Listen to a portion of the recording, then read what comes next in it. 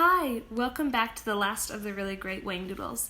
This book is broken into 3 parts. The first part is called Challenge, and we finished that in our last reading. The second part is called Capture, and the third part is called Conquest. So today I am reading Chapter 1 of Part 2. I hope you enjoy. As each day passed, the children's ability to look, listen, feel, taste, and smell improved immeasurably. The professor taught them the wonders of music, not only instrumental music, but the music of running water and the sighing of the wind, the hum of a city and the song of a bird. Lindy was by far the best pupil. Her imagination was so vivid, and her senses were so aware that she easily pulled ahead. The professor knew that she was already capable of making the journey into Whangdoodle Land, but the decision had to be delayed because the boys were not ready. Tom was doing well, but Ben was having difficulties. For the first time in his life, he discovered that being the eldest did not make him the most competent. Being 13 years of age, he had more to question, more to doubt. He had to fight logic and his own stubborn opinion of things. Mrs. Potter asked Lindy one day, "What on earth do you do over there all the time?" "Oh, we play and have tea, and the professor teaches us." Lindy's voice was deceptively casual. "What does he teach you?" "He talks about life and stuff like that. We look through a microscope, and we go for walks and rides. It's great fun." Mrs. Potter changed the subject. "You know, Daddy and I are going to see Grandma on Saturday. We'd love to take you with us, especially since your midterm holiday is next week. But Grandma just isn't well enough. We'll be back a week from Sunday. In the meantime, I've arranged for Ethel to stay with you." "What if the professor asks us out?" Lindy wanted to know. "That's all right. I'll tell Ethel that you'll probably be spending a great deal of time with him. Then she won't worry about you." When the children visited the professor the next day, Lindy told him about her parents' plans. He looked thoughtful. Then he made a startling announcement. "I think the time has come to start a new phase of your lessons. I think you are ready to try the sympathetic hats." "Sympathetic hats?" said Tom. "What's that?" "Actually, I call them scrappy caps," said the professor with a smile.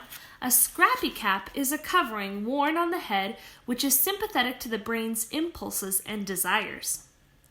"Do they have some sort of special power or something?" asked Ben. "I would say that there is something very magical about scrappy caps," replied the professor. "Let me show them to you." He left the children and a moment later returned carrying 3 brightly colored objects. "These hats are your passports to success. In spite of all our hard work, I doubt that you'd come close to seeing the Whangdoodle unless you were wearing one of these.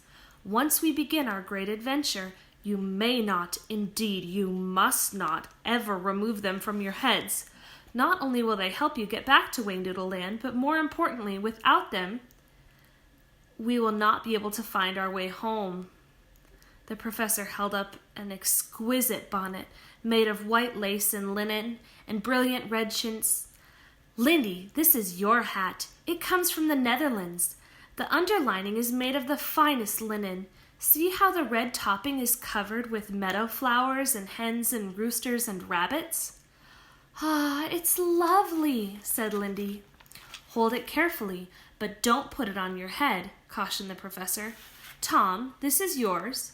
He held out a bright blue felt cap that resembled a funnel with a cloth pipe pointing backwards. "It comes from Rodria. The purpose of this little pipe was to hold a sprig of rosemary, which gave the wearer the benefit of magical powers. Do you know that in ancient Greece students wore rosemary twined in their hair while studying for their examinations?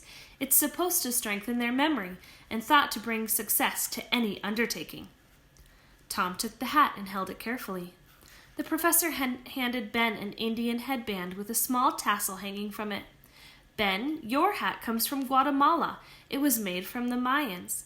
They were highly skilled people who were able to record history by means of picture writing. You can see some of this on the band. Notice how it is actually one long piece which has been wound around 13 times, and the coils have been sewn together to keep the shape. 13 was considered a magic number. The professor looked at the children and smiled. You will discover that your sympathetic hats make all the difference.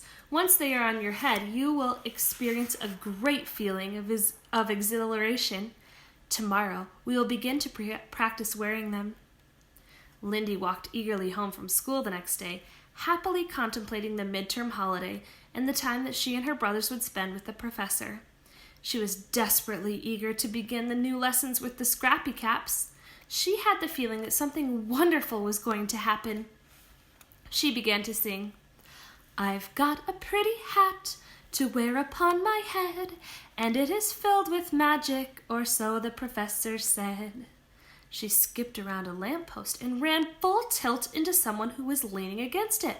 Her books went flying in all directions. Oh, I'm so sorry. Lindy was very startled. Hello, little girl, said a distinctly unusual voice. Lindy looked up. The stranger smiled and lifted his hat in greeting. You dropped your books. Allow me. Lindy watched as the man bent from the waist and scooped up her books with his very long arms. Oh, clumsy of me, he said. I wasn't looking where I was going. The sound of her voice reminded her of wind whistling through a long tunnel. May I walk with you a little way and carry your books? He asked. Lindy remembered her parents' warning never to speak with strangers. Well, You're Melinda Potter, aren't you? She was completely taken by surprise. Yes, I am. The professor is a good friend of mine.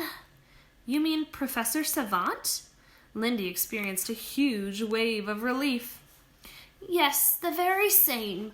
We have spent many pleasant evenings together. He talks of you so much. The stranger pulled a golden yo-yo from his pocket and completed a quick trick on it. Lindy fell into step beside him as he began to walk. How are things coming along with your trip to Whangdoodle Land? He asked casually. Her jaw dropped. You know about that? Good heavens, yes. I've known about it for some time. The professor and I often chat about it. Oh, she was surprised that someone else knew of their plans. The golden yo-yo flashed in the sunlight and made a soft humming sound. She glanced up at the odd-looking stranger. I expect you'll be making a move before long, he said. To Whangdoodle Land? Yes. Yes, as a matter of fact, we will. We're trying on our Scrappy Caps tomorrow afternoon. Oh, this afternoon. Scrappy Caps? He looked startled.